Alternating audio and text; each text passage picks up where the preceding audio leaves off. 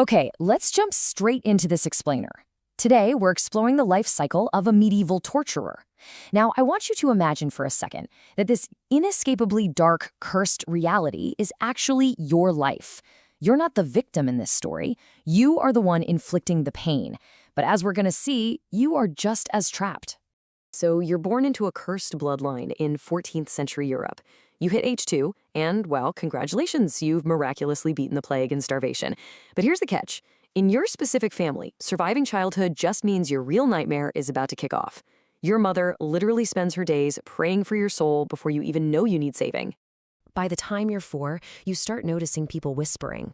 They don't just walk past your house, they physically make the sign of the cross and hurry away. Your mom never, ever lets you play with the other kids, but, kids are curious.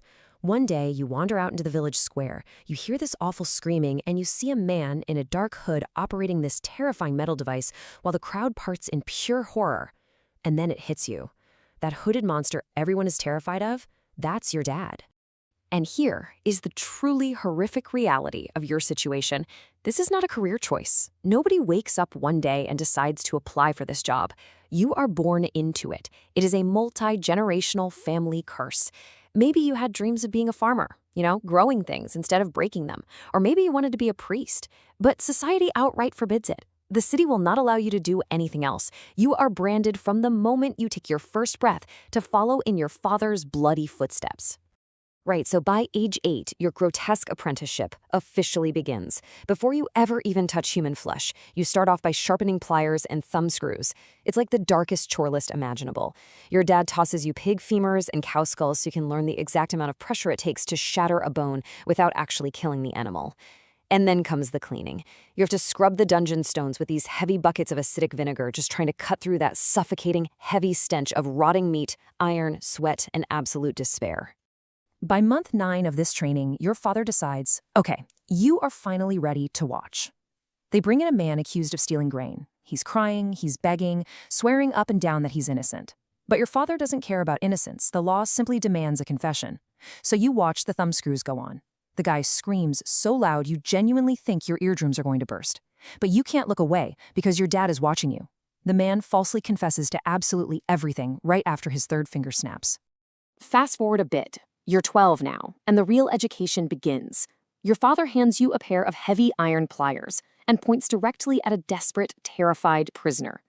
When you freeze up, because of course you do, you're 12, he looks at you and delivers this absolutely chilling threat. He says, "You do it now, or I do it to you later." See, if you cross the church, or show unauthorized mercy, or if you accidentally let a prisoner die before they confess, the authorities will burn you both alive at the stake. Your hands are shaking so badly that your very first prisoner actually passes out from the pain before you're even halfway done. As you start mastering this awful trade by age 15, you get this intense, deep dive into anatomy and the psychology of fear. You learn exactly where to cut to inflict maximum pain without hitting an artery, and precisely how long a human body can hang before the shoulders just pop right out of their sockets. But you know what the most terrifying lesson is? You discover that human imagination is way more effective than actual physical pain. Sometimes all you have to do is just lay the shiny tools out on a table in front of them, and that alone is enough to make them confess. The mind just fills in the terrible blanks. Next, your father introduces you to the really heavy hitters. Enter the Iron Maiden. Now, this isn't just a brutal box you shove someone into. Operating it requires actual surgical precision. Your dad teaches you exactly how to close the door so that those inward-facing iron spikes pierce the limbs and the shoulders but deliberately miss all the vital organs. The incredibly dark art of your trade is making sure the victim suffers endlessly without getting the sweet release of a quick death. And by 17, you meet the absolute king of torture devices, the rack. It's this massive wooden frame designed to stretch a human being out like they're made of clay. To master the rack, you actually have to use your ears just as much as your hands. Your dad teaches you to listen super closely to the victim's ragged breathing. When it gets a little too shallow, too ragged, you ease off. But the second they start talking, you tighten it back up. You've got to keep them perfectly balanced, right on that agonizing razor's edge between confessing and dying. Then comes your first solo interrogation at 18, and well, things go terribly wrong. You're questioning a woman accused of witchcraft, and you try to start out gently. Big mistake. Because of this, the church officially accuses you of showing unauthorized mercy. To prove that your methods are still divinely sanctioned, you are forced to undergo a trial by ordeal. You literally have to plunge your own bare hand into a vat of boiling oil. That searing agony, it serves as a permanent, burning reminder that even the torturer is never, ever above suspicion. The years drag on, and the truly horrifying truth of it all is you get good at it. Disturbingly good. You even earn this terrifying nickname across the land, the Bone Breaker. And to cope, you start keeping these cold, incredibly detached, craftsman-like notes on human suffering. You start treating shattered lives like they're just data points on a spreadsheet. You write things like, subject lasted 47 minutes. Recommend different approach next time. You have absolutely perfected your horrifying craft, extracting thousands of confessions and sending hundreds of people to their deaths. So you've survived into adulthood, but man, the psychological toll is just horrific. You are literally the most feared man in 3 counties, and yet you are entirely, completely isolated. Kids run away when they see you. Priests refuse to sit near you. You're permanently exiled to a house on the very edge of town, and the only companionship you can find is with a brothel worker, someone else who society constantly uses but completely despises. And every single night, you're haunted by the screaming faces of the people you've broken. You turn to heavy drinking, just trying to quiet the endless nightmares. But the human body just isn't built to endure that kind of stress forever, and the family curse finally catches up to you around age 40. Years of gripping heavy iron tools and all that heavy drinking really take their toll. Your hands start shaking. Then one day, it happens. You miscalculate the pressure on a device, and a prisoner dies before confessing. The local judge is absolutely furious. And then more mistakes start happening. Word spreads like wildfire across the region that the great, terrifying Bonebreaker is finally losing his touch. Your dark reputation starts to crumble. With your reputation in absolute ruins, there is only one solution left. And you hate it more than anything you've ever had to do down in that dungeon. You have to face the absolutely heartbreaking moment of pulling your 13-year-old son aside. You look him in the eye and tell him that this is the family trade. You watch his little face just completely crumble. He cries, he begs, he even packs a bag and tries to run away into the woods. But 3 days later, he returns. He's hungry, he's cold, and he's totally defeated. There's nowhere in the world for him to run. The curse always demands an heir.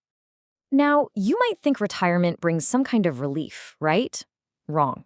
Actually, retirement is just a totally different kind of prison. Because the villagers still firmly believe your soul is damned, you are quietly exiled to a remote, lonely corner of your own house. And the absolute worst part of it all? Sitting there in your chair, staring at your shaking hands, and just listening to the muffled screams echoing up from the dungeon floor below, knowing that your own son is now the one down there inflicting all that trauma.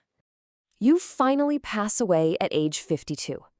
Now, 52 doesn't exactly sound old to us today, but for a 14th century torturer, that is an unusually long life. Most men in this brutal profession don't even live long enough to see their grandchildren. The extreme, relentless stress, the heavy drinking you need just to cope with the guilt, and that ever-present, terrifying fear of revenge from angry families, it usually kills torturers young.